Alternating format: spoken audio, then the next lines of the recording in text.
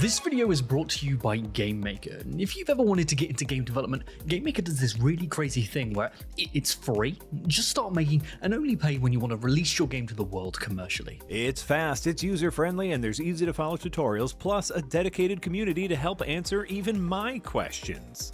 How make man jump? GameMaker is a 2D game engine that's helped bring some of yours and my favorite recent experiences to life, like UFO 50, Chicory, Anton Blast, and of course, Yahtzee's own Starstruck Vagabond. Ooh, we talking about GameMaker? I love that program, it's so easy to use. As well as Starstruck Vagabond, I also used it to make all 12 projects in my 12 games in 12 months Dev Diary challenge. And I couldn't believe how much sex I got out of that. None. I got none at all. Which I couldn't believe. So what are you waiting for? Head on over to the GameMaker link in the description and start cracking away today, because we want to play your game. Yeah, looking through this list, I'm seeing one of you made Armpit Fart Tycoon, and I've got several questions for you.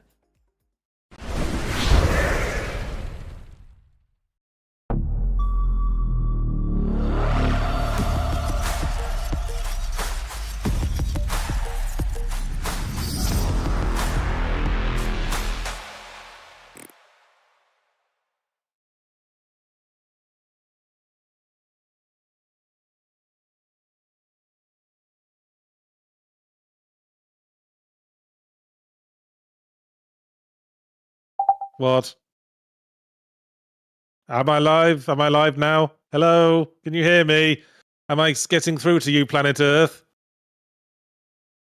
Monday morning. I'm waiting Just for getting a feedback. big yawn in. Just getting a big yawn in Okay. right at the top of the stream. Get it out early. Welcome to the Windbreakers podcast. Sorry about that. Can't get the help these days. I'm Yahtzee Crojo, joined by Jay and Marty, as always. Hey up. Pringle. And this week on Windbreakers, in the aftermath of Doom the Dark Ages, which some people seem to like, we thought we'd talk about weapons in video games, our favourite ones, and what makes them fun to use. Now, I would propose something to my correspondents here. What if, when we nominate a gun, we have to give it marks out of 10 with 3 different categories? Okay. Marks out of 10 for usefulness in gameplay, marks out of 10 for catharsis, and marks out of 10 for innovation. Those are my 3 proposed categories. Okay. I like that. I think it's really interesting how you said gun rather than weapon. Oh, that's look, interesting. oh. Well, Really playing in your hand fairness, All right, let's like- talk about the gravity gun, Yahtzee. the vast majority of things on the thumbnail are guns. It's true. This is America. I mean, the other one's what, like a knife on a spring? I mean, Ooh. three Ooh. of them are guns. Only Is half a of them fire are flower a guns. gun? A fire flower is kind of like a gun that you fire from your hand. Oh, look at me, I'm the assassins. I invented a ballistic knife you don't have to put down. Assassino. But you have to cut your own finger off. That sucks. Yeah, That does suck. well, early on. Yeah.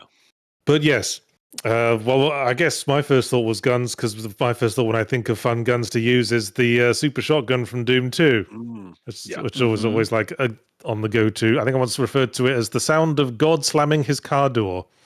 Nah. So obviously it gets a lot of points for catharsis and a lot of points for Yeah. usefulness in combat, because it's a serious damage dealer.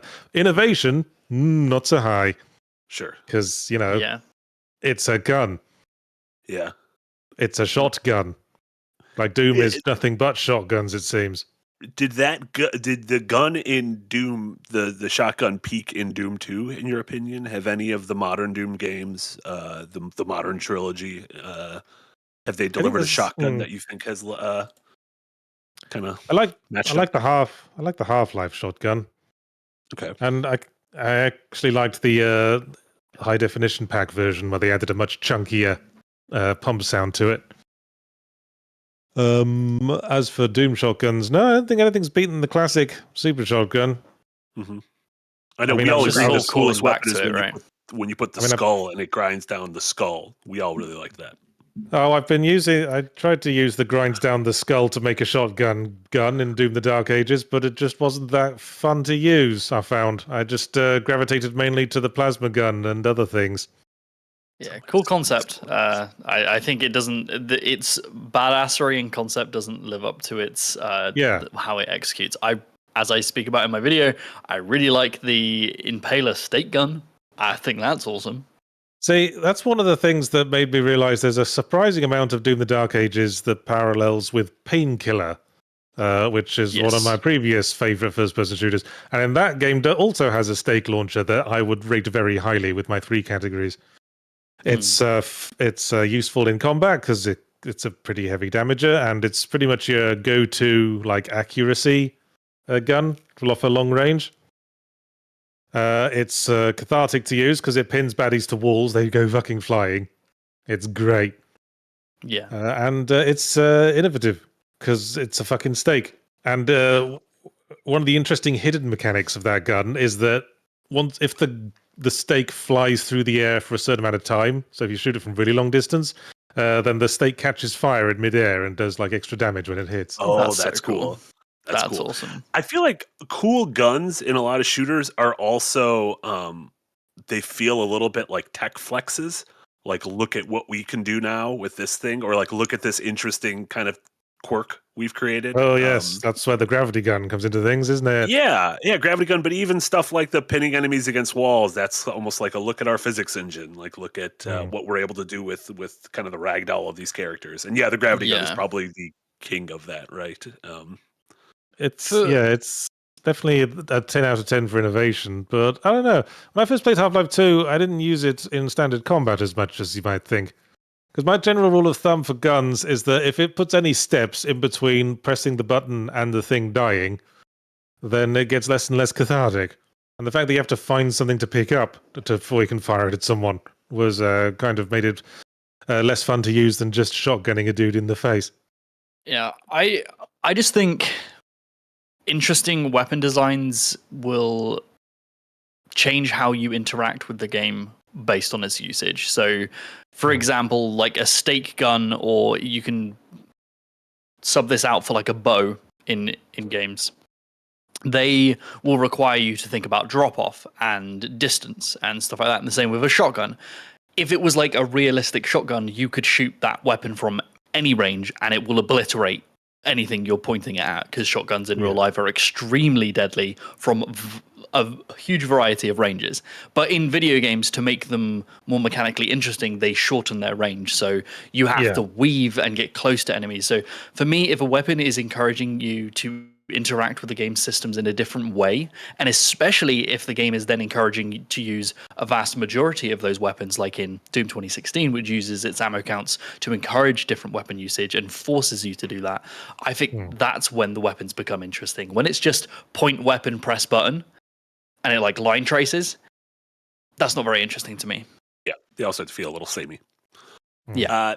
If we're just talking guns, the one that I will always go back to is the Lancer from Gears of War with the chainsaw attachment. Yes, the old gimmick. Yeah, that is an incredibly useful gun in that game, obviously from close range and from a distance, especially if you factor in the kind of active reload mechanic in that game, where there is a risk reward to trying to have a perfect reload, but if you fuck it up, then you gun jams for a little bit and it takes a little while. It's innovative-ish. Like, we've seen chainsaws in games and we've seen rifles in games. This combines them in a bayonet kind of way. I mean, Warhammer 40k would like a word, but yes. Sure, yeah. It is incredibly cathartic, though. It is, and also a technical showpiece of, like, look at what we can do. You can run up to an enemy and cut him in half, and there's a couple different animations for every time it happens, and so they'll be cut in half in different directions, and it's very cool. Yeah, running up to dudes. Right? Yeah, running up to dudes and chainsawing them works well with the cover mechanic, because the intention is, like, in cover-based combat, you're supposed to be pushing forward. And so that's like a little reward. You successfully did all the pushing forward you needed to do. Yeah. Here is a man getting sawed in half for your pleasure. Yeah. It gives you other options, right? It's like you can engage from a range behind cover, like Yahtzee mentioned, but also once you close the distance a bit, you have that other option, which is one, difficult to get to, because the locust will chew through you if you're not using the cover correctly. So it blends really well with that mechanical system. And then it's like a reward. It's like, I'm close enough, I'm charging in and I'm going to cut this dude in half. And it's that the blending of those two options is really, really nice. I think God of War might be the only good cover-based shooter, in my opinion. Or Gears of War. Gears of War. Oh yeah, sorry, not God of War. Whoops. There's too many GOWs that came out right around Yeah, the same yeah. time. I know. There's a lot of there was a lot of cover-based shooters, but it seems like there aren't so many these days. Yeah, I don't. Third-person shooters. What happened? I know. It's like everything. I think it might have been Doom 2016. It might have been Doom 2016 saying, "Hey, turns out it's more fun to just run around like a spaz." Yeah. And so, It's a really good question. Where did all the cover-based shooters go? yeah, I mean, there's a lot of games that just sort of hypothetically use cover in that all gunfighting uses cover to a certain degree. There's just the games where you specifically press a button to glue yourself to cover, and then you can't be hurt. Yeah. Yeah, I rewatched yesterday. I rewatched all of the conferences from E3 2010, and two of the biggest games were Dead Space 2 and Gears of War 3. And those were both like maybe that was like the peak pinnacle of Dead Space 2 third-person wasn't. combat. Dead Space 2 wasn't cover based, was it? It wasn't cover based, but it was a third-person. But It was shooter. it was RE4 like. Yeah. It was very RE4 like. Yeah, but I would say even more aggressive. Well, I don't think we're starved for RE4 likes these days. No, we're certainly not. Every somewhat horror genre has gone RE4 like. Yeah, even fucking God of War turned into an RE4 like. Yeah. Mm-hmm. There was a good point you made there, though, Marty, with interesting weapons. I think it can be said for Dead Space that though I can't name it, but like the bisector weapon that can like cut limbs off of enemies. Yeah, that you Like the plasma flash cutter, cutter. right? Like the main Yeah, gun that you could go vertical or horizontal. Yeah, There's the plasma cutter, that's interesting. and then there's the line gun, which is a longer version of the plasma cutter. Yeah. Super interesting. Those who remember Arkanoid and loved getting this power up that makes your paddle like twice as wide. Hell yeah. Love a long paddle. Super Yeah, ladies. Line up. Please don't line up. Jay, what gun stood out to you? Or weapon? I don't want to, because I also have some melee weapons that stood out to me. But what's I have a The look. melee weapon needs to be pretty fucking special because, like, a lot of like the principle of using a sword doesn't really change from sword to sword. You swing it, and anything that the metal bit hits gets hurt.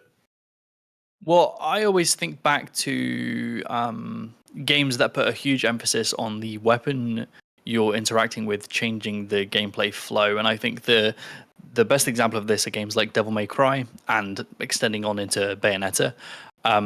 Just speaking of weapons, though, I think just Bayonetta's shoes are some of the coolest designs ever. Having the heels of your stilettos be fucking gun barrels and like picking to shoot.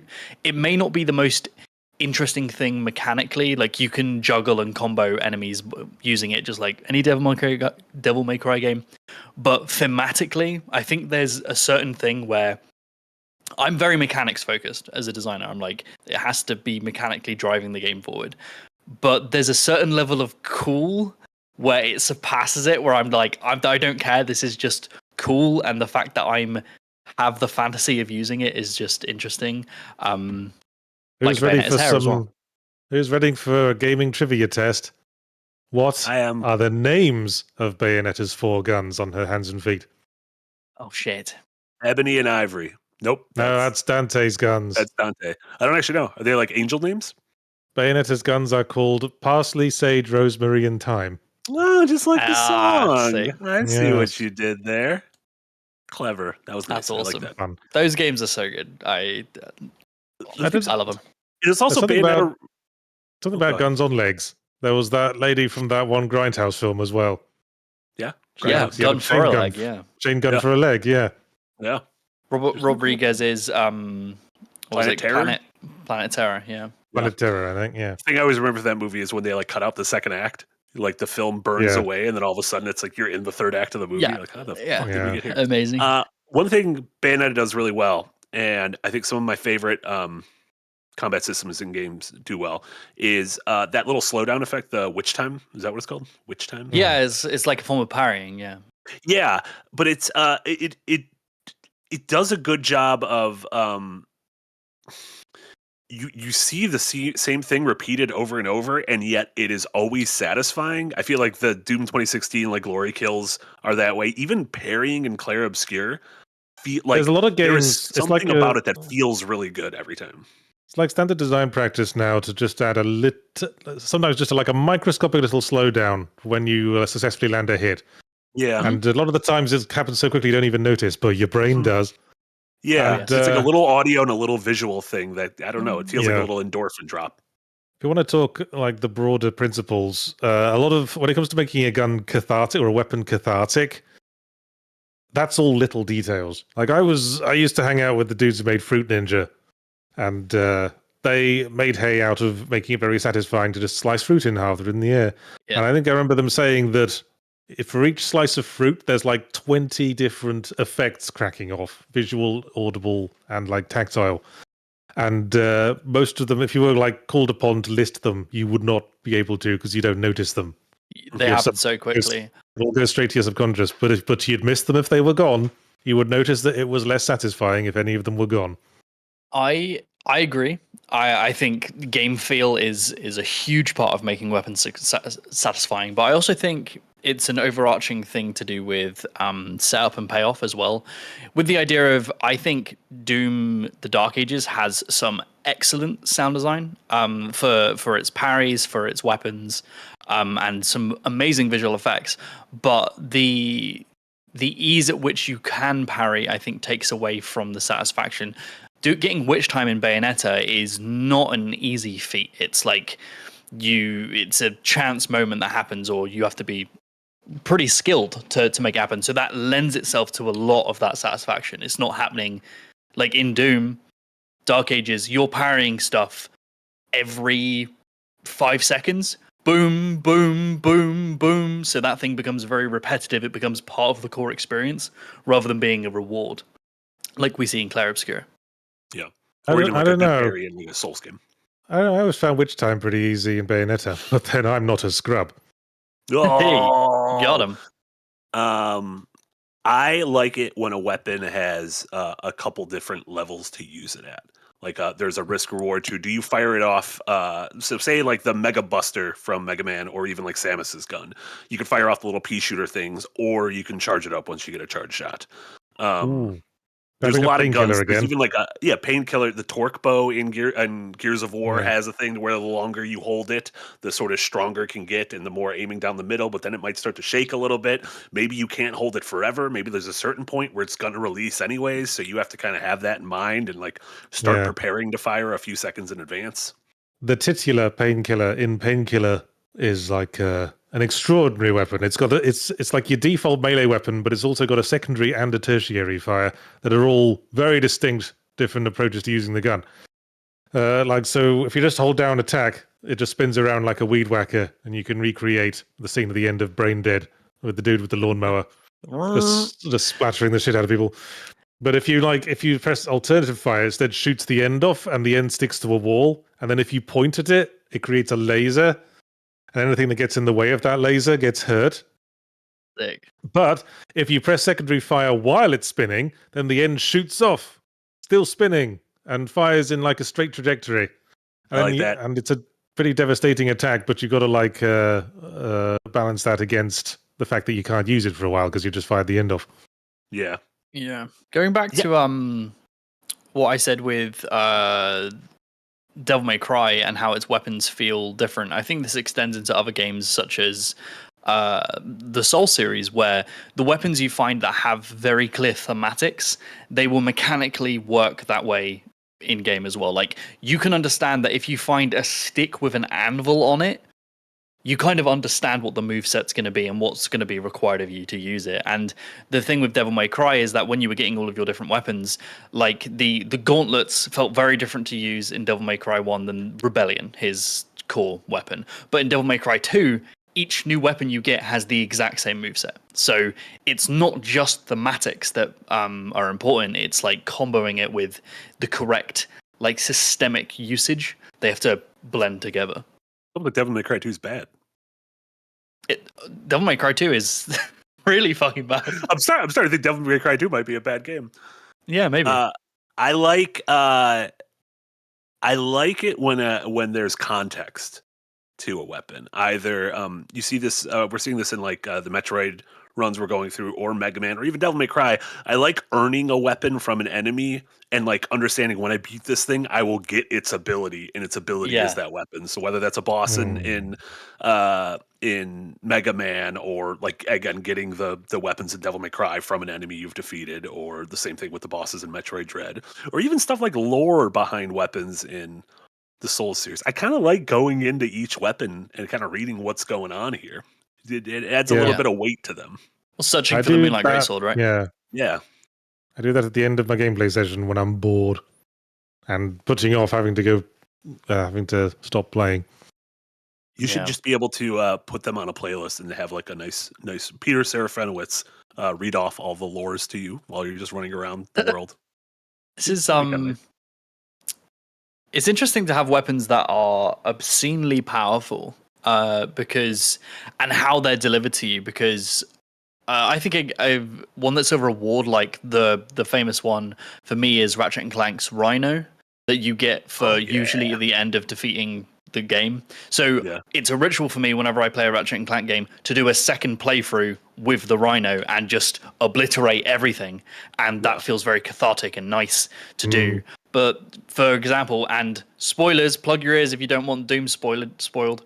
You get the BFC, the big fucking crossbow. Yes. I didn't find that very entertaining. It was funny. I was like, they've changed a letter. But like, I didn't find the usage of it satisfying because it felt a little bit played out. But effectively, they're doing the same things. It's just when you deliver them to the player is slightly different. And I think that really drastically changes the satisfaction of them. Yeah. Do you have like a favorite end game weapon, or like a favorite sort of like uber powerful? Like, did you ever like get the like Chicago typewriter or anything? In That is fun. But when Yeah. you talk about like uber powerful, I think of the cannon from Serious Sam, which partly because that game makes hay out of fighting massive armies of enemies across big open fields. So it's probably one of the most effective ways to kill them. It's just this massive fuck off cannon that you hold down the fire button and it rumbles, and then a massive fuck off ball shoots off into the distance and just fucking tears up everything it touches. I like that. Just like it, and it just looks like an old style ship's cannon. Sure. Yeah. It's I guess I'd give it 10 out of 10 for catharsis and for usefulness as well. That's Also the stark difference. I've been playing modded Terraria recently with a couple friends, and there's some crazy stuff you can get in that game. And one of the random weapons that a boss dropped was a barrel that you throw that like rolls and then explodes, and is extremely powerful. And I would like spawn a boss and just throw like a million of them up into the air, and they'd land, and it would like lag the game out because there were so many explosions happening. And things would just die, so the challenge was like leaving. Obviously, bosses would progress and it would become not very useful. But you're like, oh, that breaks the game. But it's the juxtaposition. I think that's like such a huge thing with making weapons satisfying is you can have powerful weapons, but it needs to be juxtaposed with the other power scale of the other weapons, and then not making them infinitely reusable. It's a difficult balance. Or when you can use them, like the scenarios, something like that. I don't know why I keep going back to Gears, but I just really like the weapon kit in there. The Hammer of Dawn, where you can just like summon down an orbital laser from a satellite above. Obviously, you can only use those in like outdoor settings, and it's generally only in certain scenarios, and has very limited ammo. But that always felt extremely good to me. Call of Duty kill streaks. Yeah, I do think there's a lot of the catharsis that can be created from anticipation, like with the cannon in Serious Sam, where it doesn't fire immediately, you have to hold it down a bit. And I've always thought like shooting a dude in the head so his head explodes is like a classic gag for video games. It's like what video games have as comedy, because one-liners don't provide it so much. Sure. And part of the structure of a joke is like the lead up. And when you shoot a dude's face off, the lead up is partly your own intention. Your brain goes, I'm going to shoot this guy in the face. And then you press the button and it happens. And then the punchline sort of pays off your decision to do that, which is something that unique to interactive media, of course. But it doesn't hurt when the gun itself has a bit of inbuilt anticipation as well, like the Hammer of Dawn, like the Sirius Sam cannon, like any sort of rocket launcher, really. You get to watch it go and goes, bye bye, little rocket. Yeah. Look forward to seeing what kinds of horrors you create at the end of your little life. It changes the skill needed to use it as well, which is like anything that has delayed fire, rocket launchers being the famous one. Like using those in Quake and stuff like that it requires a different skill set to using any of the other weapons. Well, it's not hit scan, is it? Yeah, it's you gotta, projectile based. You got to lead your target, as they say. Yeah. Well, and I guess those rocket launchers too, with games with rocket jumping, like there are the weapons that aren't just an offensive tool, but also either a traversal tool or a defensive tool. I like it when a game manages to like combine different functions in a single gun. That's why I enjoyed playing Shotgun Cop Man not too long ago. Yeah. Where you had double jumps and dashes and all of that, but it was all through the medium of firing a shotgun in different directions. Yeah. Yeah, every movement, whether dashing, jumping, literally shooting, was just all done via the shotgun. Gravity gun is obviously another good example of a thing that is a kind of a Swiss Army knife. Like it can murder things, but it can also help solve puzzles or and stuff like doing the Dark Ages shield, as well as like taking out an enemy. It's also great for like crossing distances, which is useful in a game with such large environments. Yeah. Yeah, it's what I guess grappling hooks work like that in a lot of games too. Like you can either, like a lot of games will be the grappling hook. If you fight an enemy, it might bring the enemy towards you towards the enemy, disarm them from their weapon, or if you fire it in the environment, obviously you can zoot scoot away. I just want to zoot scoot more in games. I used to love getting out the grappling hook in Windbreaker just to steal like the collectible items from enemies without having to. Oh, that's really good. Yeah, that's also Wind Waker is a good example of really good catharsis in its countering and parrying. The sort of the little the musical notes and the visuals when you can roll around behind an enemy and cut their armor off or whatever, put your sword up their ass. It was very tactile, very easy to grasp. Yeah, but also very kind of Looney Tunesy. Yeah. Yeah. Well, I'm sure the super chats have a lot of opinions on what guns are the best. I also think we solved the mystery of what makes a good gun. It's the ones we say are good. Well, that's what this was always going to be. We're just going to us listing some guns that we like. Yeah. All right, what do you think is the best gun, chat?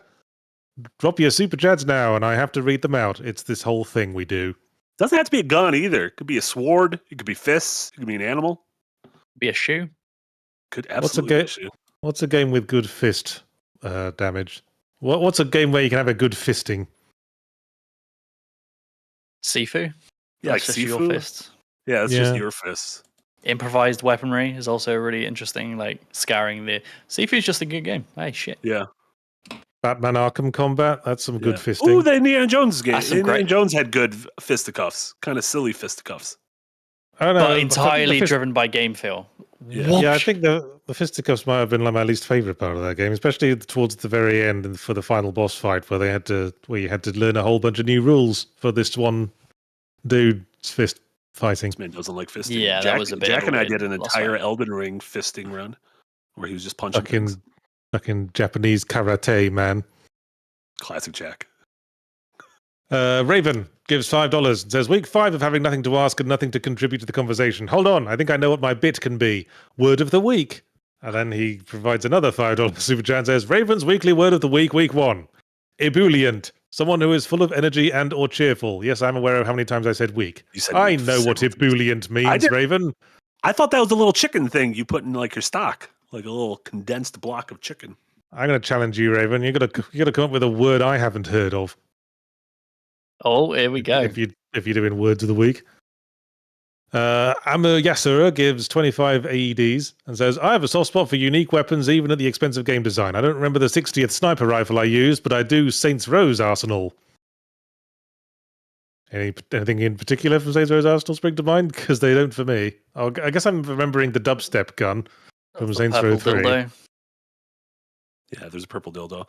Yeah, there's those like silly Ratchet and Clank does the same thing, like guns that are like less useful, but more of like, oh, the Groovatron is making people dance to a disco ball, and like, oh, that's kind of Yeah. fun. Yeah. Yeah.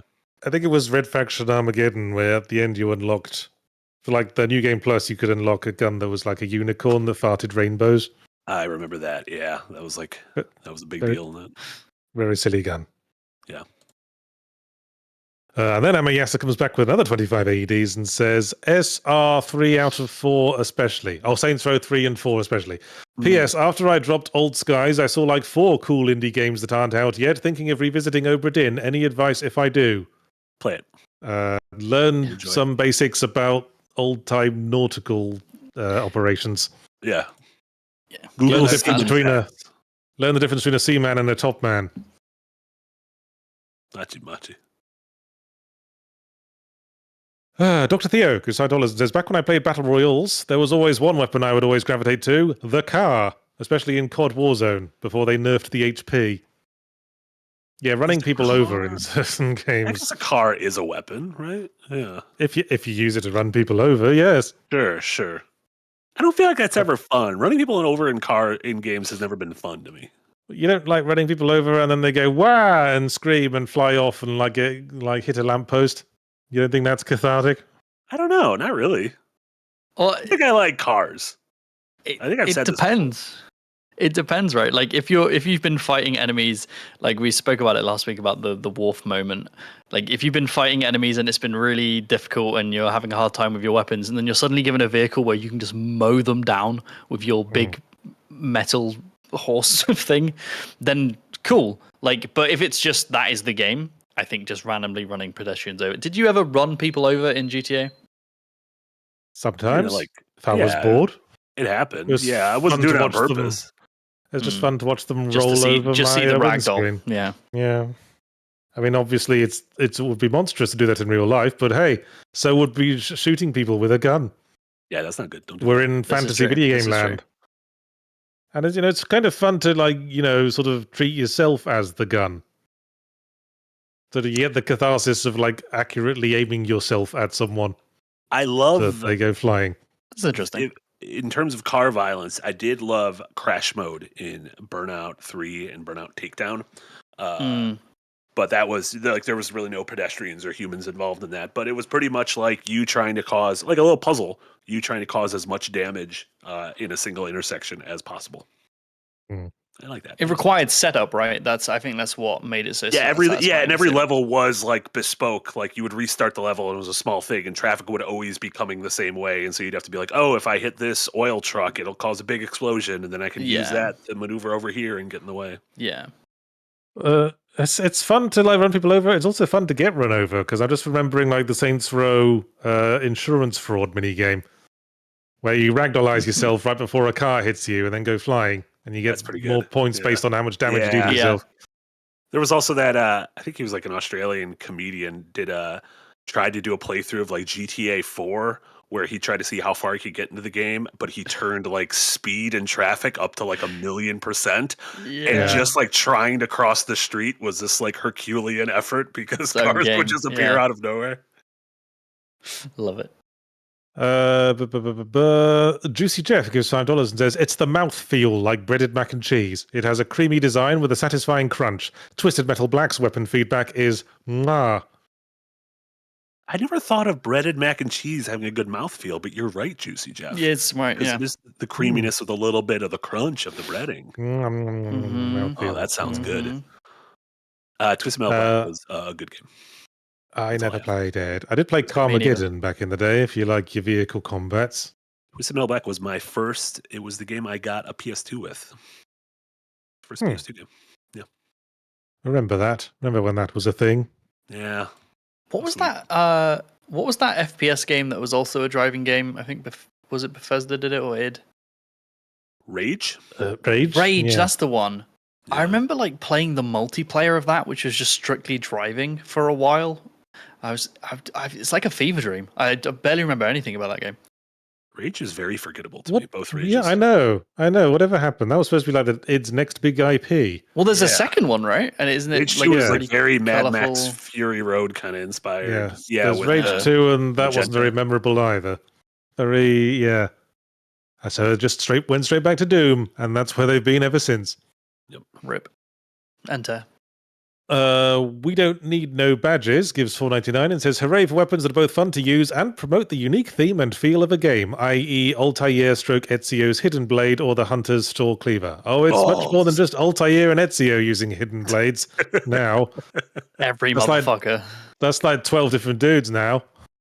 Did any of them not have a hidden blade? Like, did even the Viking have a hidden blade? Yeah, his thing was that he put the hidden blade on the outside of his wrist because he didn't want to be a pussy. And be all Wow, like how secret. manly. Not a hidden blade, though. Yeah. Just a blade. Yeah. Just have a knife. What are you doing? Also, the shout out to the weapons in Bloodborne with their switched modes based on what combat you're entering. That's real cool. That's So awesome. I never really bought that hidden blade would have enough inherent like kinetic energy that if you just put your hand next to someone and activated it, the blade would go right into their heart. I mean, There have to be some really powerful springs or gunpowder. I mean, theoretically, you could tighten a spring up enough to be able to make a blade shoot out with that kind of velocity. What you couldn't do is easily wind it back up for another stab. Sure. Yeah. It's fairly easy to create a grappling hook gun. The hard part is a grappling hook gun that can wind back and sort of pull you up with it. And also, it would be incredibly loud because a weapon to have that force, that velocity, would have to be stopped by something, so another piece of metal, even if it was going into someone. So the sound of the blade hitting the stopping point would be incredibly loud. So it's not that that's just a fucking gun, right? Like Casey says, what if it's just the sharpest blade ever? Like Hattori Hanzo's blade that could then cut just God. stab them. Yeah. Just turn it into a sword. I mean, like I said, it's literally just a ballistic knife. That is a thing that exists. Mm-hmm. I think you brought it up earlier, Jay. Sometimes just being cool is kind of enough. Yeah. Yeah. Cool. I mean, you can't deny it's pretty cool as a concept. But as I say, you'd never be able to like easily and efficiently wind it back up for another stab. You'd just be like you'd be running away from the guards. Yeah. I like the idea of it being. I like it being a tiny little crank, so they're like. Yeah. You have to get your tool out and like put it in there to start cranking. Wait a second. Wait. Hang on, I need to get my Allen wrench. Yeah. Someone drops dead, and then you look over. There's someone hunched over in the corner, just like doing this on their wrist. That'd It's be like, pretty I'm good. gonna In kill them. Assassin's Creed 3, one of the people you meet is Alan, the creator of the Allen wrench. He's like, Connor, let me build this for you. Sussy Guru 2000 gives €5 and says the Half-Life 2 pulse rifle, specifically the secondary fire mode with the energy bouncy ball that disintegrates fools. Oh, that was a fun one. Yeah, that's a good one.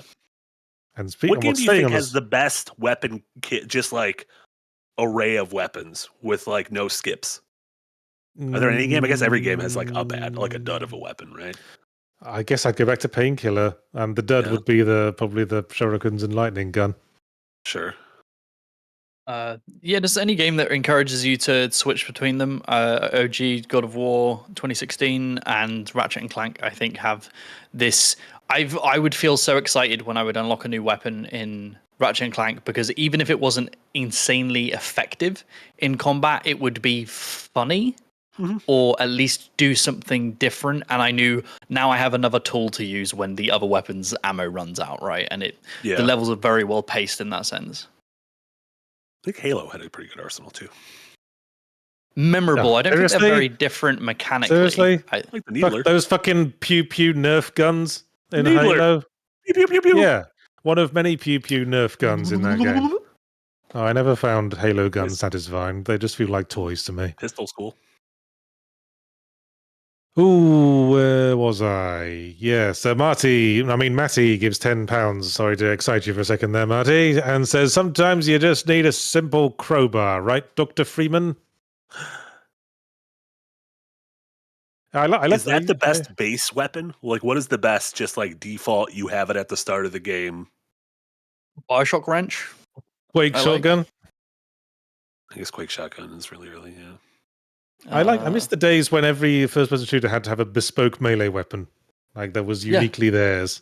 Yeah, like the wrench in Bioshock, like you Yeah. mentioned, Jay. Quake had the axe. Blood had the pitchfork. Yeah. It's really It's interesting how they all gravitated towards having the unique melee starting weapon rather than having a bespoke, ranged weapon, because they wanted to keep the variety within that gameplay. But you can I can see that wrench from Bioshock and immediately go Bioshock. Yeah. But you wouldn't get that from like a revolver. Well, I would see it and think, oh, it's Prey 2004. Yeah. Oh no. It's Because Vagina doors. that one, yeah, that was the first. Yeah. Alex Armstrong gives $2 and says Skyward Sword's Master Sword is a colossal chore. Yeah. That's the one with the Wii Motion Plus stuff. Yeah, and then you'd have to do some things where you charge it up by holding it up to like the sky and then firing it Fucking down, motion controls, I hate them. ruining everything. I like Master Sword's one of those weapons that's cool because of the lore, but it doesn't nothing about using it feels cool in any of the I kind of games. liked how you got it in Breath of the Wild just by having enough health to tank a massive damage hit. Yeah, it's really cool. You could stumble upon it early in the game and be like, "Fuck, I'm not ready for this yet." Yeah, but again, getting it is always juxtaposition. cool. Yeah. Yeah, it's the journey to get it and it being involved in the narrative. I also think Breath of the Wild is an example of, apart from the Master Sword, that game fumbled so fucking hard with weapons. Like, it's getting a flaming greatsword basically is negative excitement, because after 12 swings it's gonna fucking break. So instead of having these bespoke weapons that took quests and journeys to go get, and then you have this reward that you can use over and over and over, they're just everywhere and have little to no gratification for getting them, in my opinion. I always think it had I get not liking the weapon system, but I just feel like the alternative just wouldn't work in the framework of Breath of the Wild. They would have had to change the entire structure of that game if you would get a sick ass weapon and then just have it the rest of the game. I think Tears of the Kingdom nails it because it then uses those systems for its combination, it's linking. So weapons become how can I use this giant stick to make this sword I got better, and then the frequency you got them made sense, in my opinion. I think Tears of the Kingdom is a huge improvement on all of those systems. Fungus Finder gives $5 and says Battlefield 2142 Gans HMG got more accurate as you shot it. PK-74 AR rocket lets you set detonation distance so you can explode it above, stroke behind cover. You sound like a big nerd. Shot it? That's not how real life works, is it? You can get more accurate. Well, the more you do something, the better you get at it. So the more you fire a gun, the more accurate it gets. That's usually in the macro, not the micro. But I guess this is a future gun, though. So the idea would be the more you fire it, the more information it's gathering. Thus, the more accurate it's becoming. Well, how would the gun know what you wanted to fire at if you were shooting multiple targets? Because it's connected. There's a cord that goes from the gun's mainframe into your anus, and so you're able to transmit various data. Plug me in. Into your anus? Yeah, into your anus. Plug me in, coach. Is that like a papoose, but around the bum? Yeah, it's like a butthole, but said differently. Well, quite. King Bubbles the Fifth, member for 6 months in tip jar, thank you very much, and then gives us $10 to say, I love when character action games give you over-the-top stylish nonsense that plays nothing like the default weapon. My standout is Nevan, the vampiric electric guitar axe from Devil May Cry 3. That's pretty good, yeah. Is it an axe? Is it a guitar? Is it both a guitar and an axe? Think about it. Devil May Cry 5, when Dante gets that hat and he starts I was about doing to his dance, wasn't there a weapon in Devil May Cry 5 that was literally just a hat? Yeah. Goof weapons are always good in games. As long as the rest of your weapons are cool, you could toss in a goof weapon or two. Yeah, indulge yourself. Have some fun with it. Yeah. Peter Parker SL gives $10 and says, I prefer a little more chaos in my games, like Destroy All Humans Dislocator that sends enemies here, there, and everywhere. And Bully's Rubber Band Ball is also good for creating chaos. I like the rubber band ball. Mm-hmm. Just sort of, it's like they say, Somewhere there's a bullet with your name on it, and then there's grenades, which are more of a to whom it may concern situation. That's good. I like that. I'm going to assume you created that, in which case... No, I forget where I've read You that. can take But credit for it. yeah. Did they ever make a Wanted game? Like the movie Wanted? I'm sure I they made think a shitty... they did. Yeah. They did, yes. There was a Wanted game, although I never played it, and it was probably shite. It's probably shite, but like the concept of that, I think, could make a really, really fun Max Payne-esque like chaos game. I think that could be really, really cool. Curve the bullet. Yeah. Bending the bullet. Yeah, diving through the bullets. air, curving the bullet. You know, fucking sick. And then hitting fuck all, because how the fuck would anyone possibly aim something like that? Alex Armstrong gives $5 and says Spider-Man's web gadgets needing tokens encourages interacting with the many side activities and getting to know the lore, especially with the backpacks. Well, yes. I mean, that can be part of how weapons run through a game's core design. Yeah, I guess like technically Spider-Man's web shooters are like every one of his weapons flows through there, Yeah. which is pretty impressive. Except for punching people in the face. That's true. He does that just using the fist that his mama gave him. That is very effective. Oh yeah, Kid Barchetta said "Children of the Sun." That was kind of like a Wanted game. You could move your bullets, your sniper bullets. Yeah, Yes. kind of, yeah. That's the game where you were the bullet. Yeah. All the games gives $4.99 and says the Halo 1 energy sword was an insta-kill terror when you saw an enemy with it. Halo 2 let you turn the tables and mow through squishy enemies with it. Yeah. Look at that thing. That looks like a toothpaste advert. The weapons in Halo look goofy. They look Yeah. goofy as hell. The Needler, extremely goofy. You're like, why are these aliens are supposed to be scary? Why do all your weapons look fucking dumb as hell? I know. Very funny stuff. Why has it got two blades? What's the benefit of that? Mate, what if you got two dudes coming here from both sides? Early 2000s. Ladies. Listen, like some of the some of the aesthetics of the early 2000s did not age well. Some of them, Y2K aesthetics, I think great. This kind of Actually, I have heard that if you get two cuts next to each other, they don't heal very well because your body's sort of split in the difference. Your resources. So used to be a thing in some gangs that they'd like tape two box cutters together with like a coin between them, so you could slash people in that manner. My God.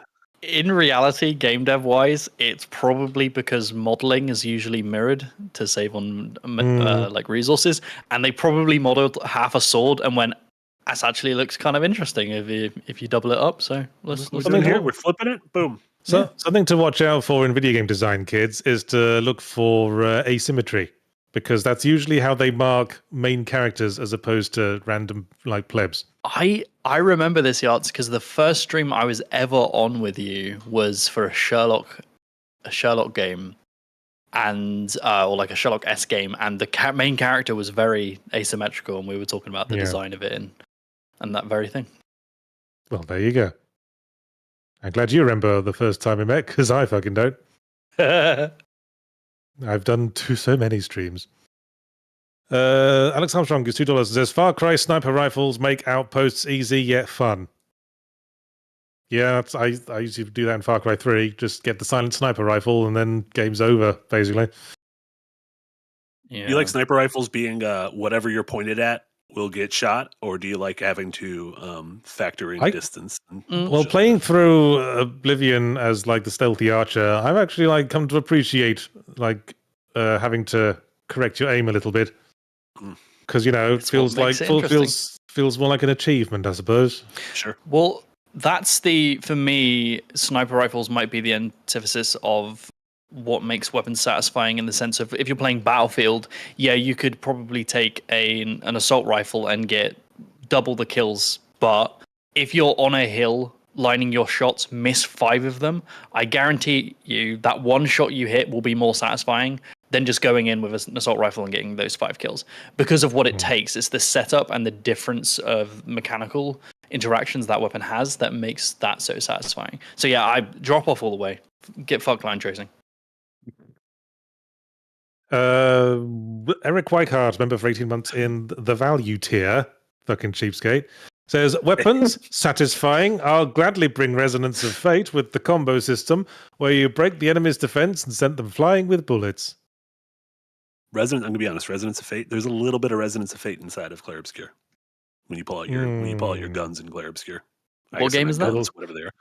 This is This is like a 360 PS3 era RPG called Resonance of Fate. Oh, okay. I thought it was the name. Pretty of the gun. forgettable, except for that. Clair Obscur's got quite a lot of little ingredients. It's got some Persona in there. It's got some Neo Automata in there. Yeah. It's got some dirty French people and their disgusting smelling cheese. Oh my god, I love the dirty French people. I accidentally boned down in the game. It was great. Yeah, I did that. I accidentally bone down. Yeah, I got the accidental bone down situation. Realize it. It's kind of inevitable because, like, there's no reason not to continue everyone's character track. It's inevitable, but I wish like... I could have boned down on Esquier. Let me tell you, I'm an Esquier man myself. See yourself? Yeah. Harry Sun 94, member for 18 months in tip jar. Thank you very much. 18 months, lads. 18. Holy Moses. And then Witticism gives $5. It says, hello all. Can't listen to this one live. Got called into the office. Great topic, though. Excited to listen later. Thanks, Witticism. I'll call in a fire threat. Who works in offices in this day and age? Who calls in a fire threat? Like, there will be a fire. No. I'd call in and I'd be like, I see smoke. I won't tell where. And you know what they say, there's no smoke without false claims of danger. Yeah. Pet Pumpkin, open brackets, game dev, close brackets. Jesus, you fucking life story, Pet Pumpkin. Gives €5 and 1 cent and says, Marty, I saw a guy who reminded me of you at the supermarket today. Shout out to the Second Wind Wales. You know who you are. Take care, everyone. Thanks, Pet Pumpkin. / possibly Hideo Kojima. And thanks to the whales. We really appreciate you in Phoenix. Pumpkin, let me know what aisle it was in, because I'll tell you if that's an aisle I'd be hanging out in or not. Because there's certain aisles at the grocery store, I'll bum around in. Other aisles, get me out of there. I'm assuming the cheese aisle. Cheese aisle, hooch aisle. Yeah. Love a little snack cake aisle. In the store where we go to, it's a Stop and Shop. They have like their artisanal meats and cheese section with all of their fruit and veg, and it feels like a different store. Like, it feels like you've walked into the bougie area. Yeah, and I'm like, I'm not meant to be here. I'm gonna get my cheese and fuck off. Sovereign gives €10 and says, I'll always have a soft spot for the shotgun from Fear. It's basically just a normal Spaz 12, but combined with the slow-mo power, all the excessive particle effects and gory ragdolls equals best shotty. If you have a shotgun in your game and it doesn't feel good, you got to go back to the You shouldn't be making a shooter. Yeah. You got to go back to the drawing board and figure something out. Shotgun's got to feel good. Resi shotgun feels great. What? Pump action, yeah. It was Trepang 2, I think, and correct me if I'm wrong, team, but there's a shotgun in real life called I think it's called the Dragon Breath shotgun that like shoots flaming projectiles. Like, it shoots effectively giant sparks, and they look insane. They look fake. It looks like a particle effect. And they're extremely satisfying, and I believe Trepang 2 uses them for gameplay moments, and they just rip through people and set them on fire. Yeah, they're fucked. They're crazy. It's a type of ammunition. They're awesome. Alex Armstrong gives $5 and says, favorite weapon enhancers are Paper Mario's badges, from more damage stroke defense to adding more moves like hammer toss, spike immunity, and elemental attacks. Yeah, you could break the shit out of the game with those. Yeah. I used to always fall back on like charging my jump over and over and over again, and then using infinite multi-bounce. Yeah. And I could just one-shot bosses with that. Yeah. Yeah, those sort of the badges idea I like quite a bit. Whether it's in a Metroidvania like a Hollow Knight or even Clair Obscur with the Lumina. Yeah, but it still feels satisfying though, right? Because it feels like there's such a suite of options that you alchemically mix them together to make something powerful. It's not like, oh god, this game has given me something broken, there's no more challenge. It's I have manufactured this myself, and I am the master of this world. Yes. Yeah. This is my Mario. It is different. Yes. I'm like reverse Dr. Frankenstein. It's not alive. It's not alive because I killed it so well. Hawker Bridging gives $4.99 and says, I love a weapon that affects traversal. Bayonetta 3 had a killer yo-yo weapon that could let Bayo skate around the levels. So fun, I barely used others. Yeah, even as I said, like in Shotgun Copman, just double jumping with the shotgun blast downwards feels satisfying. Feels really good. Yeah. Lastimosas gives 125 Filipino pesos, I think, and says, it's Darktide's weapons for me. The snap of the las gun, the cathartic explosion of the bolter rounds. Hell, I just rev my chainswords because it's just fun. Darktide's a Warhammer game? Yeah, it's a Warhammer Yeah, thing. it's like Vermintide. The Vermintide games, like the Horde. Do you remember Vermintide 2? Like the Rat Horde game? Yeah, Where yeah. you go with people? It's Left, like that, Left 4 Dead, but with rats. Yeah, okay, yeah, that's a better way of describing it. It's a Left 4 Dead like, basically. There used to be more of those. Like there used to be lots of like Left 4 Dead imitators. Now we don't even have Left 4 Dead. Yeah. Who just needs playing them? their fucking extraction shooters like a bunch of mouth breathers? We're saying this about we did with our last episode was on the where have all the GTA clones gone? Now we're like, where's Left 4 Dead? And we were speaking Where's today. the cover shooters? Or where are the Yeah. cover shooters? Where are all the games? They've Can't find disappeared. Yeah, it's just extraction shooters and fucking battle royales now. That's your law. Fuck's sake, man. Got a lot of Metroidvanias though, so I'm not gonna complain about that. Yeah. Alex Armstrong gives $2 and says, fave visual weapon, MM's Gilded Sword, cause gold. Now, what do we Majora's mean by MM? Majora's Mask? Majora's Mask. Yeah. Okay. I love the Buster Sword. Cloud's Yeah. Cloud's big old Buster Sword. It's fucking big old guts weapon. It seems so incredibly impractical, but it's just so fucking cool looking. And you get better weapons than that throughout the game, but I never want to change them because I'm like, the Buster Sword is the coolest looking weapon. It's just really cool. Well, how do they describe it in Berserk? Don't they say it's like a big slab of metal? Or It's something? it's like a slab of iron. Yeah. Yeah, that he uses with just such force Yeah. that it rips through things. It's like They kinda not just like, feel it's impossible. incredibly sharp. It's like it's so heavy that when he swings it at people, it's like a building hitting them and they die. Yeah, I think the sharpness of the weapon is kind of immaterial at that point, isn't it? It's like Yeah. it's like sharpening the bumper on your car. Yeah. It's not really gonna make a difference when you run into someone at 60 miles an hour. Yeah, it's ridiculous. Lord Robertus III, a member for 6 months in tip jar. Thank you very much. Hey, and then thanks, Alex Lord. Armstrong gives $2 and says, Culture Shock's Skyhook. Skyhook is best traversal weapon. He's using my special name for Bioshock Infinite. I call it Culture Shock, which is what it always should have been called. Call Bioshock Infinite. Why Is that Maybe a it's just- weapon? Yeah, you use it You as can- a weapon. It's technically that game's melee weapon. Once you get it, it becomes the default punch weapon. Although I Oh wonder my God, what's I the haven't point played of, it. I haven't played it since it came out, and I literally forgot about that. I wonder thought it what was was the just for point of Super having Group. the. I wonder what was the point of having the 3 motorized rotating hooks, because it was literally just a zip line device for zip lining with. That you sometimes need to switch lanes because enemies or carts are there. It's a very A to B traversal kind of system. Yeah. It just takes you from floating There might island to have floating been island. more stuff going on behind the hood in the original version of the game Well, before they were yeah. like, "This is taking too long. We need to finish this game." Rod Ferguson, please finish it. Mhm. I'm having fun with it. I Justin enjoyed gives $1.99 and says Power Fist in Fallout is great. The jank made it fun. Is it just? I Like a think big that. fist? I think the power suit armor is another example of something that can be incredibly overpowered, but because it's given to you for a limited time or requires a limited resource to power, then it becomes, more satisfying to use. Yeah, like getting in Titanfall. There you go. Man, if you want to talk about game feel, Titanfall 2, man. Ooh. Let's go, Ooh. absolute go. Nicholas B gives $2 and says the original Crisis's power mode punches. Oh, I think I think I got- we were talking about punches earlier. I think I made the most of the invisibility in Crisis. It was great. It was like being the Predator. During my E3 rewatch yesterday, I somehow learned Crisis 2 was set in New York. I didn't know that. I thought they You were never all played it? jungles. No, I don't think I've rather played any enjoy- Crisis game. But I remember what is rather New York enjoying but a Crisis concrete 2. jungle? Well, there you Which go. one? There was It was literally taking the Predator route. Yeah, First yeah, the I guess- jungle, then New York. I remember liking Crisis 2. I think Crisis 2 might be my favorite Crisis game. The demo looked pretty cool. I dig There's that. like a big robot in the middle of a train station. What do you think of I- 3? I didn't like 3 much at all. Mm. And they never made another one again. That was It's it. always No more Crisis. It's always weird when a series starts to feel derivative of its own work. It's really odd. Like, with a sequel, what do you want? Do you want the same thing but more?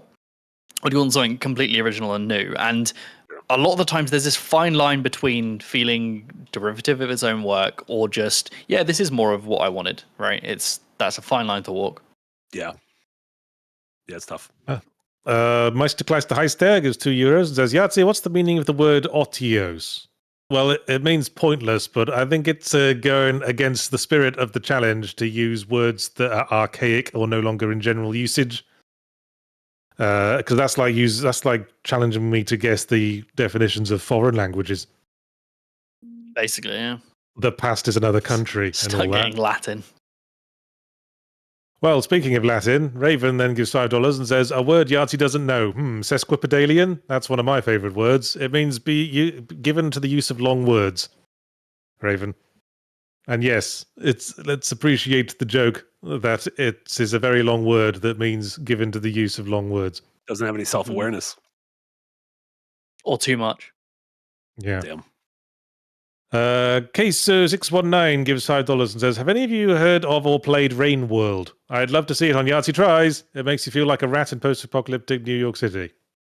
Don't think I have. Played no. a bit of Rain World, and I've watched a lot of videos on Rain World. Rain World is an extremely sweaty, kind of like 2D Metroidvania survival game in a world. Yeah, in a world that is like everything is out to kill you, including like Sweaty. the flora, the fauna, and the fucking meteorological events. Very difficult. What do you mean by sweaty in this context? Oh, you gotta be like real good at it to get far in it. Yeah. Oh, okay. I think of sweaty as just meaning people get weirdly into it. Oh, yeah, I guess this could be sweaty. Its fans are hardcore fans. Yeah. It's got sweaty fans. That's sweaty fans. Sweaty, Well, that's not pejorative. I love things with sweaty fans. Outer Wilds absolutely has sweaty fans. Big sweats. Yes, I mean, we wouldn't judge you for getting sweaty over anything. Mm-mm. Vactor gives $5. It says, I get chastised by other players in Helldivers 2 for not using meta weapons because, God forgive, I use the weapon I like and have some fun. I think you'd appreciate one of Folding Ideas video essays, which is entitled Why It's Rude to Suck at Warcraft. Oh, yeah, I remember. I met When you him play- at PAX. Oh, did we now? Ooh, Yeah, he's a nice guy. look at Mr. Name Drop. Hey, 5 we seconds literally until spoke about the Warcraft concert for like 10 minutes. It was 5 seconds until Yahtzee amazing. talks about how he DMs H-Bomber guy. I was not going to bring it up because I got some fucking class. No, you don't. No, you don't at all. Well, fair enough, but I still wasn't going to.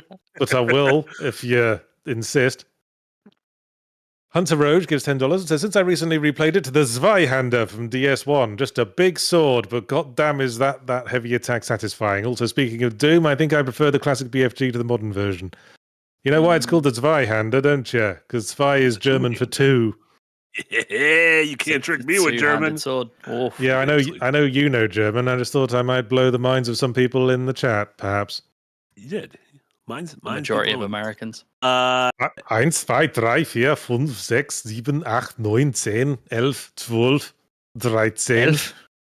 Yeah, elf. It's like a weird fucking 11. I know, just out of nowhere. Dwarf. Just elf. Yeah. Yeah, dwarf. Dwarf. Orc. Orc. Yes. Yes. The BFG was really cool in the first. 15, half elf. Fast elf. Half fast elf. Yes. Changeling. There we go. Let's move on. The BFG in the original Doom, I remember being amazed by as a child when I saw that game being played on my uncle's PC. In retrospect, the BFG I found a little bit unreliable. I couldn't really get my head around how the physics of that thing works. Sometimes you'd fire it in a room and everything would die. Sometimes you'd fire it and like half the dudes in the room died. Mhm. How did it decide? In the latest game, I had this moment where it gives it to me, and I'm like, oh, okay, so they're going to give it, and it's going to have very rare ammo around the environment. And then Yeah. in later missions, I found some ammo for it, and then I couldn't figure out how to switch to it. I was like, where is it on my weapon wheel? And then I was like, oh yeah, I remember I have a gun that can one-shot everything and has infinite ammo, so I don't care. And then just moved on. I was like, Well, I where don't need to. Now I want to know where it was. I don't know. It may have been on the weapon wheel, or it may have been an alternate version of another gun, because they like to do that. Like it's like the different version of a gun. Were you playing with gamepad or mouse and keyboard? I was playing on gamepad because if you don't have haptic feedback, that game probably sucks ass. Well, contrarily, if you play first-person shooters with anything but mouse and keyboard, then that's your own problem, mate. For the record, it's V. The V key gets your BFG out. Speaking of sweaty. Oh, cool. Oh, there's a button for it. Oh, that's cool. I usually play on mouse and keyboard, but fuck. I go back and forth. I play third-person games with gamepads and or like driving games with gamepads, and I play first-person games with mouse and keyboard because that's how you. Games? There's like 3 second-person games in the whole world. Rank them. Like Forbidden Siren is a second-person game. Is Slitterhead a second-person game? Yes, because second person is when you can look through the eyes of the enemy. When you can see yourself. Ooh. Oh, I like it. Does Driver San Francisco count as a second person? That was also at my E3s yesterday. No. R.I.P. I want to look through the headlights of the car. Alex Armstrong gives $2 and says Prototype's Extendo Tentacle, overpowered and funny. Yeah, Prototype, man. I like just weird amalgamations of flesh that become weapons is fucking awesome and super memorable. Yeah. The developer's previous game was Incredible Hulk Ultimate Destruction on the PS2, and you can really see the DNA that went into Prototype from that. And it's a bummer that they didn't. Well, they made Prototype 2, and it kind of sucked. And they're remaking those games, right? That's the last we heard of that. I'd be happy with just a remaster, frankly, and a re-release. I don't believe they're remaking it. Might be a remaster. I don't know. I've heard things on the grapevine. I think you can still buy it on Steam. As for whether you can get it running is another question, of course. It was they did a remaster for PS4 and Xbox One like 10 years ago. Oh, I see. So you can at least play. Well, we're about due for another then. The re-release.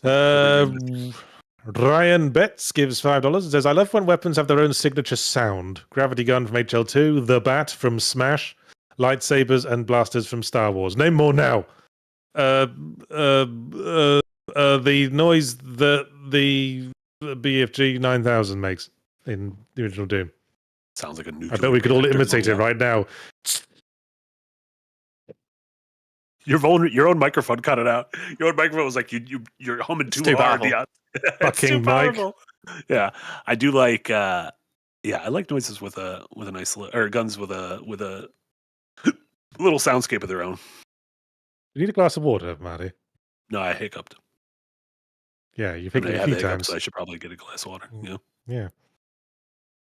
John Brooks, member for 18 months in the Green Gang, says Elden Ring, Bloodhound Fang, cathartic as fuck in mobs. Is that actually what it's called? Like a pun on Bloodhound Gang? Bloodhound Fang, wasn't it like a hardcore bleed weapon? Yeah, also I believe it's like SP special move, makes you do a couple flips, which is really cool, and you can use it to dodge certain attacks because that game is just hitbox porn. Yes, we're getting besides the point. Is there seriously a weapon in Elden Ring that is called that in reference to Bloodhound Gang, the band? Yeah, and you're able to do it like they do on the Discovery Channel, but inside the lands between. Yeah, well, that's what the flips represent. Jeez, I didn't realize George R.R. Martin was a fan. If you go back and read Game of Thrones, there's a lot of Bloodhound Gang references. If you really dig deep enough. Yes, there are lots of doing it like they do on the Discovery Channel in that. Tsunami Dusha gives $20 and says nothing. Who'd have thunk it? Legend. And then a superb owner gives $5 and says, what if Tsunami Dusha is the silent protagonist and we are all just NPCs? This could be true. Think about it. Yes. Anyone could be the protagonist of reality. None of us would know. Maybe Donald Trump is the protagonist of reality, and that's how he keeps getting away with it. I don't like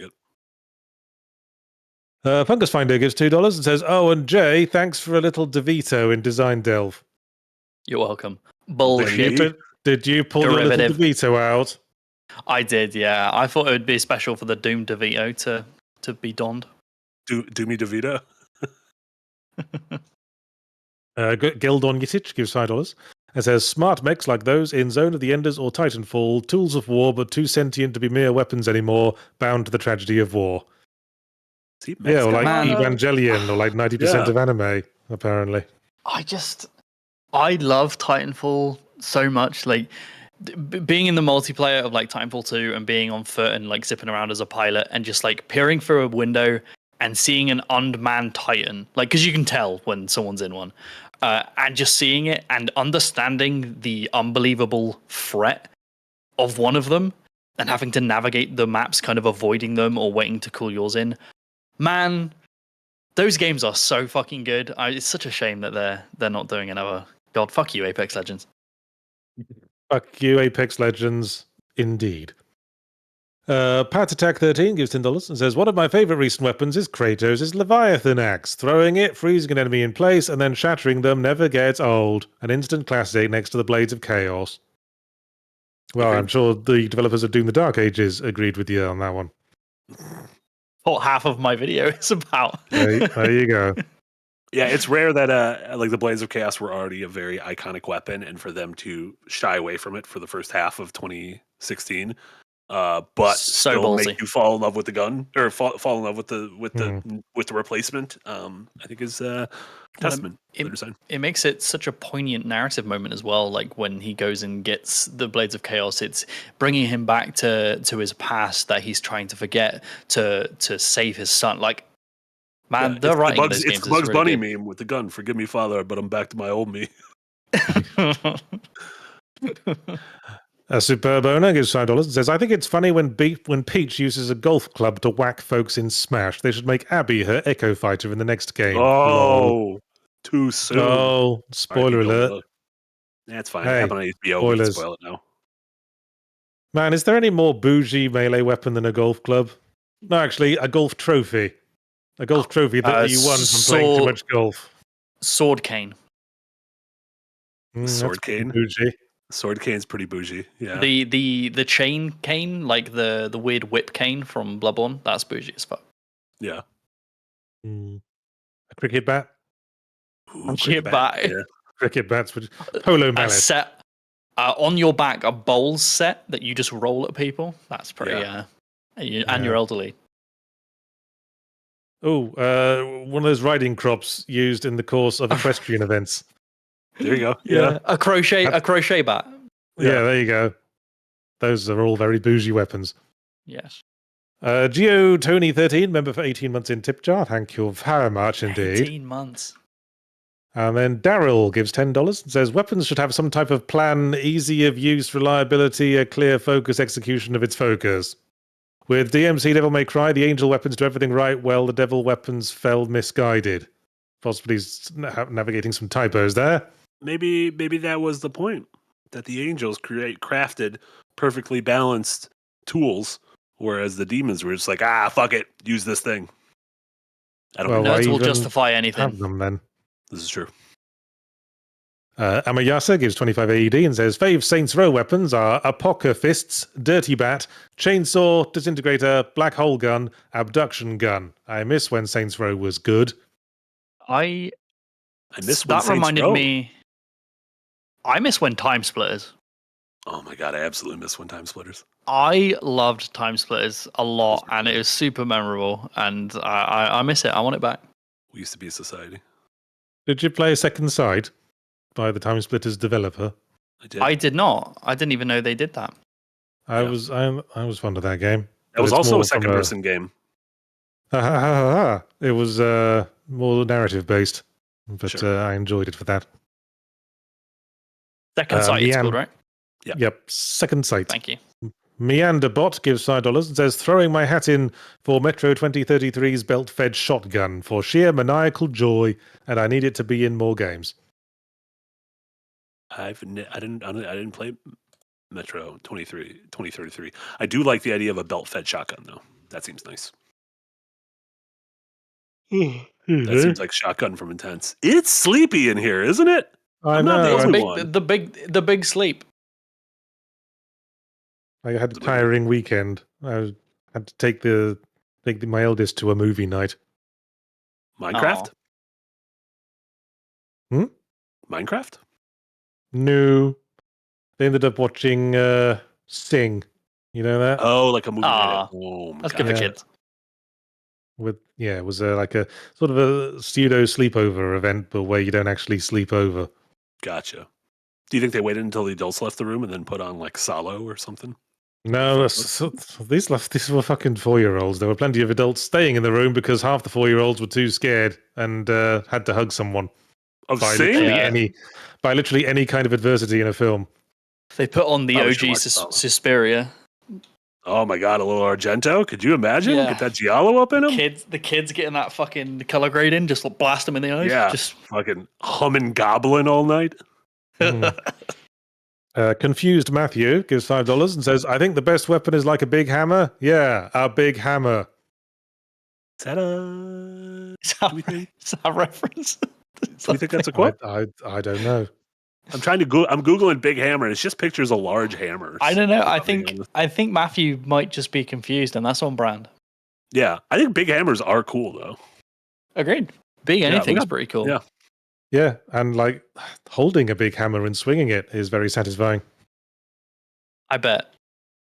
Evil Apple Juice gives $5. Says Red Faction Guerrilla's nano rifle was incredible. Literally disintegrates enemies and environments. Felt both powerful and horrifying to use. I got a game for you, Evil Apple Juice. Teardown. Oh yeah. I love just setting fire to something in Teardown and just watching the fire consume the entire building. I want to say... Oh no, it wasn't Teardown. It was another game. There was another game similar to Teardown, with the same sort of level of destruction, but I believe the developer actually did work on Red Faction Guerrilla. Oh, there you okay. go. Oh wait, yeah. I think we did a stream with them. Yeah, it was more like a vehicular based. Yeah. Teardown's like first person. This thing was like you were kind of like trying to build a machine that could fuck up. Yeah, we did an OG design delve when it used to be that stream we did with the dev, and I think the title of the video is they used to work on Red Faction Guerrilla. Like Yeah. yeah. Ages ago. Yeah. Diane Spencer gives £50. People's Princess. A big pile of it. And says, have some British money because I love supporting you all. Thanks, Thanks, dead Diane. princess. Thank you so much. Thanks for coming back to life to bring us money. Sorry about how you ran into that wall. It was the paparazzi's fault. Oh, I remember British pounds. Oh, I remember those. Remember seeing the Queen on money. Are you nostalgic for money? I am. I'm nostalgic for quids, mate. For some dosh, you know. What are you starting to feel the most nostalgic for? Food, just Yeah. snacks. The weather. I don't know. I kind of miss just perma-gray. There's something comforting about. Well, I'm gonna go out and it's gonna look like Silent Hill. You know, I kind of miss that. I know someone who's taking a trip to England soon. I told them to bring me back some Twiglets. Fucking Twiglets, mate. I like Marmite Twiglets. sticks. Love a Twiggy. My Y-Gun gives $2 Canadian. It says Star Wars Republic Commando Web Animation Peak. Republic Commando was great. What's a WEP animation? I don't know. Weapon know. It's animation. probably just an abbreviation for weapon animation. Weapon animation. Okay. I did like Republic Commandos. Yeah. I thought everything about the HUD and the weapons were very immersive for a 2004-ish game. Yeah. Ryan Betts gives $2. Says my favorite weapon is friendship that lets you kill God, meaning the end of every JRPG. JRPG. Yeah. Japanimation. Yeah. I mean, it's the most powerful weapon of them all. There you go. Blistered Soul gives $1.99 and says Jack 2's 4-in-1 wave spray snipe and blast gun. Wait a minute. Wave? I feel like if you're offering, if you're like promoting the fact that you can wave, spray, snipe, and blast, you probably can't do any of them right. Yeah, that's This is a jack real of all Cheesecake trades, Factory scenario. master of none. Although Cheesecake Factory is great, so I shouldn't have. Yeah, said that. just go there to buy their cakes and nothing else. No, they got real good bread. Do you reckon that that gun came with a laminated manual, just like Cheesecake Factory? Just an encyclopedia you have to go Yeah. through. Apoplex gives $1.99 and says, Marty, how much to book you to attend my party? Oh, I'll do it for free, Apoplex. Just tell me what it is. I get a slice of cake. I'm there. Yeah, I'll You get gotta a big old cake. gotta cover travel expenses. Yeah, and make sure the cake's like a treats a pizza or better. Don't just have it be like some regular ass store bought like vanilla. A what? A What did Dairy you just Queen say? treats a pizza. It's a Dairy What Queen the cake fuck is where that? it looks like a pizza, but it's an ice cream cake. No, it doesn't look like What? that. I don't like whatever Eric's doing right now. No, it's like shaped like a pizza, but it's an ice cream cake. So it's like Oreo or graham cracker crust, and Well, then like ice Eric, cream. pull and there's, this like, up. candied Pull this up. toppings. I'm Deep having a Wouldn't it fucking be- aneurysm thinking about this. Wouldn't it be very short? I mean, like as in, it's not very deep. Correct. It's like relatively Yeah. thin. Stop pulling up these pictures, Eric. It doesn't look like this goddamn pepperoni pizza monstrosity. I made one of those monstrosities as a teenager, and I have a rather embarrassing picture of me with really long hair next to one. It's You have long Over hair. text. I oh, want I really made- long hair, yeah. I made banana bread this weekend. And it looked fucking great, yeah. It did look really good. It was a good looking Banana bread's easy. I only made it It because is, we it's- had a load of overripe bananas in the house. I needed something to do something with. It's objectively the easiest one to do. You know what I'd like something recommendations for is what to do with the leftover bread heels, because we buy like sliced bread to supplement the bread I make, and no one eats the fucking heels, and we just end up with like 500 bags with just like 2 heels in it, just lying around. Staple them to your walls to reinforce them. No, I want to cook something with the heels. I was thinking of making like a bread and butter pudding with them. Yeah, you could do a really nice crumb with them to supplement some savory dishes. You turn the heels into breadcrumbs if you dry them out a little bit. I don't know if you Yeah. make things with breadcrumbs. I don't make enough Favorite katsudon things. to justify having that much fucking breadcrumbs in the house. Shout out to Katsudon. Daryl gives $10 and says, fighting game characters are like weapons as well. I tend to focus on versatile characters because they don't have a strong suit, which means my fundamentals have to be better. Fucking sweaty. Is a fighting game sweating all character over us. a weapon? They're living weapons. Bruce Lee. But then what about like a Like- Soul Calibur character? Because they have literal weapons. Oh yeah, like that whip sword that the big titty lady's got. Her name is Ivy. Yes, Ivy. She's got large memories. Not if you go into the game's files. Titty son. Alex Armstrong gives $2 and says, speaking of weapons, what's your final smash move? That's where I leave the room and don't come back because I can't be bothered. I cry. It's I cry until my opponent starts feeling bad and walking away, and then I shove him. I shove him from behind, but then I blame it on someone else. Yeah. I pick your favorite game and then read the script that says it's secretly been bad the whole time. And then you That's die. really rude. That's rude. If my Adventurous Night character was a smash character, their final smash would be simply called Deception Check. Oh man, now I want to see all the Adventures Night Cruise final smashes. Well, why don't you all think about that while I read the rest of these out? Alex Armstrong gives $2 and says, what makes a horrible video game weapon? Daikatana. Just It is the fact that Daikatana. half the weapons in Daikatana kill you much more efficiently than they kill anyone else. Yeah. That I was feel like, Ramiro's signature. That's like the fucking lightning gun in Quake that jibs you if you shoot it underwater. That definitely felt like Ramiro's input. Yeah. Yeah, I feel like a gun that if you have in mind what this gun should do and the result is underwhelming, that is a bad gun.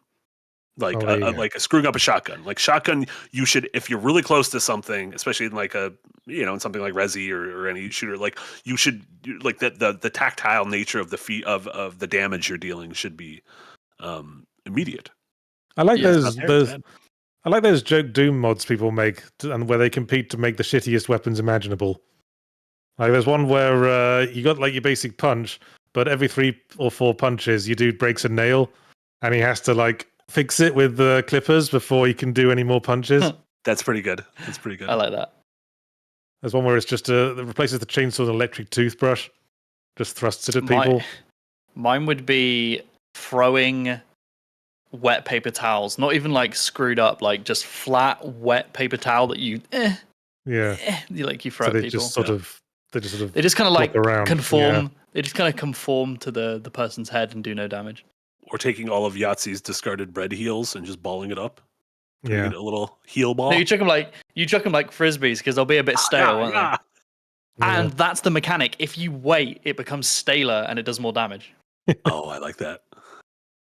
Tsunami Dusha gives $5. Says, shout out to the Mon Hun Ravager Blade. Enormous metal slab. When wielded, metal teeth appear. That's cool. Sick. Love a big slab. Ooh. And then if that slab gets teeth, also very cool. I love a gun is that true. acquires a stiffy when used in anticipation. Yeah.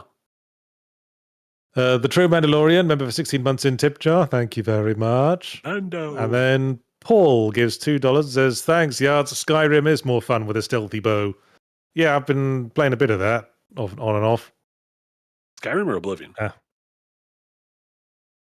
Hmm? Skyrim or Oblivion? Skyrim, yeah. I started, Oh, wow. as promised, I started playing it as a stealthy archer to see how it played. Quite a bit different to Oblivion, because with Oblivion, you can recover every arrow you fire into someone, you can recover. But in Skyrim, you can, no matter how many arrows you fire into someone, you can only recover like 1 or 2. I don't mind that. You have to be more diligent about going. Fucking that, making that fucking Battle Masters video. Every time I see a bucket now in Skyrim, I like kick myself. But there were loads here. Gotta come here, fuck. Andre Franco gives €11. Says, hey folks, Jamate. Why is Jamate not included in folks, Andre Franco? But anyway, I saw your video about Doom the Dark Ages. I'm curious, did you enjoy the game at all despite the flaws? Did Yahtzee and Marty enjoy it? To the topic, I think the shield is pretty cool. Well, if you want to know if I enjoyed Doom the Dark Ages, I know one place you could go on Wednesday at 9 a.m. Pacific time.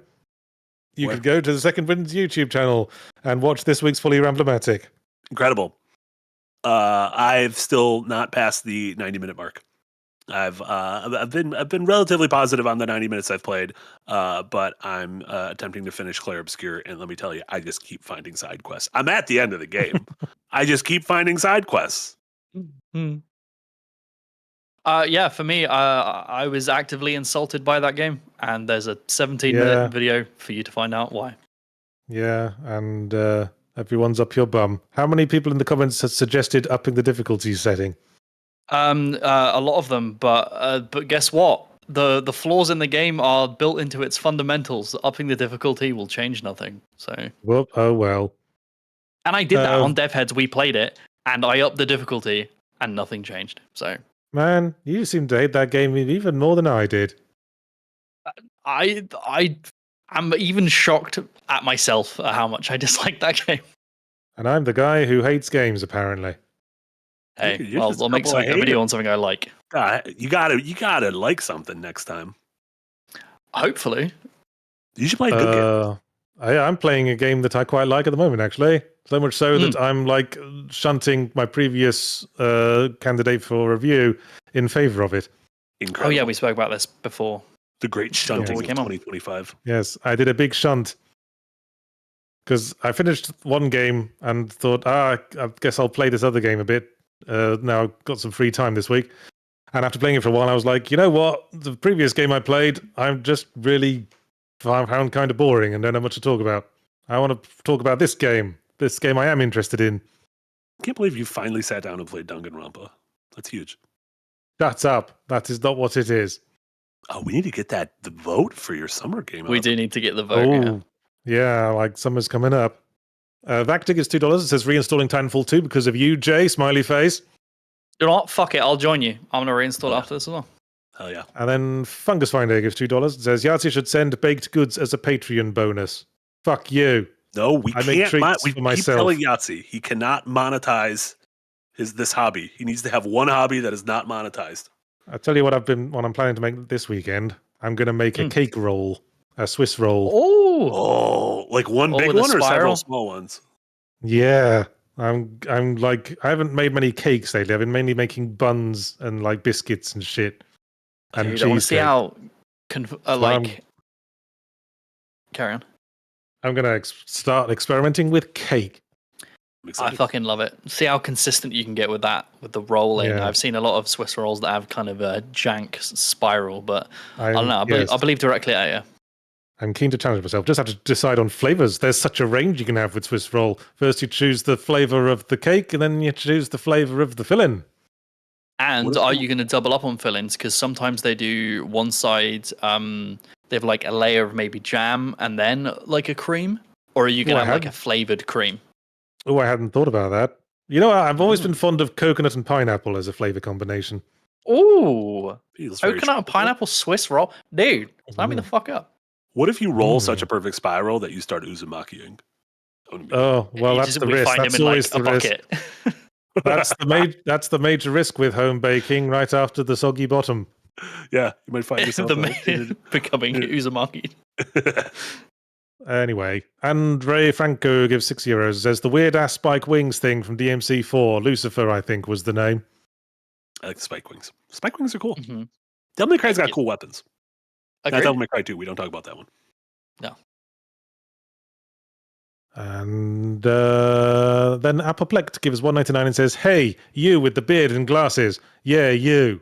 Are you trying to make a point that we have similar appearances, Apoplectic? I trimmed my beard this weekend. Can you tell?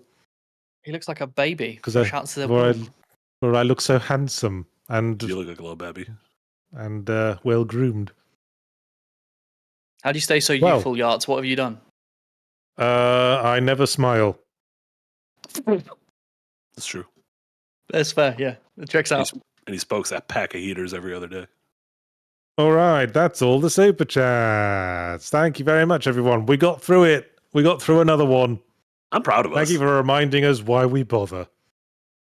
I'm disappointed in us, but each their own.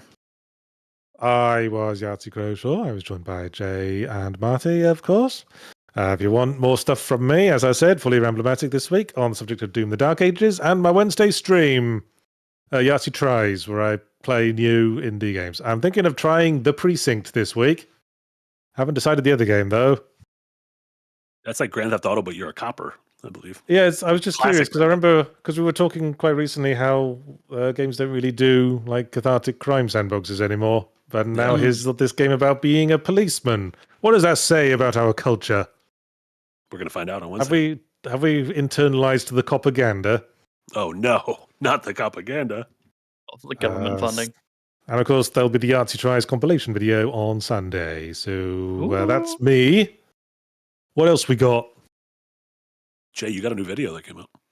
I had a video that came out today, a few hours ago, which is, as we have discussed previously, on why the Doom the Dark Ages designers think you're stupid. It's a quite a lengthy video, longer than my usual, because I had a lot to say. Have a fun time reading the comments in that one, guys, because it's a minefield. But yeah, that's me. And there's no dev heads this week, I believe.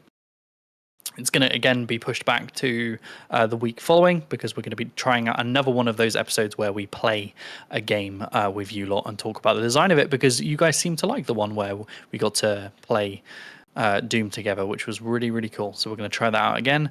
Other than that, that's everything on mind. Radical. In terms of other second win stuff, tune back in later today for another Hidden Gems. The game is called The Holy Gosh Darn. Sound made it up, but it had a Steam page, so I don't know. Is that like a Batman thing? Holy gosh darn Batman?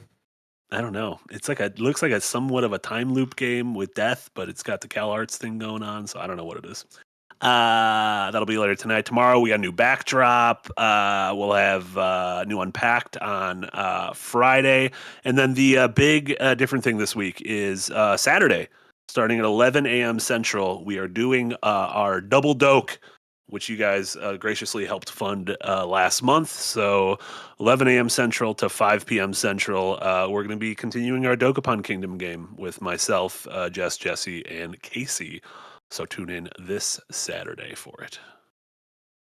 Alrighty. I guess that's everything. Sorry, I was just Googling if pineapple jam was a thing. Turns out it is. If not, give it a go. Smucker's does a pineapple jam, turns out. Sounds great.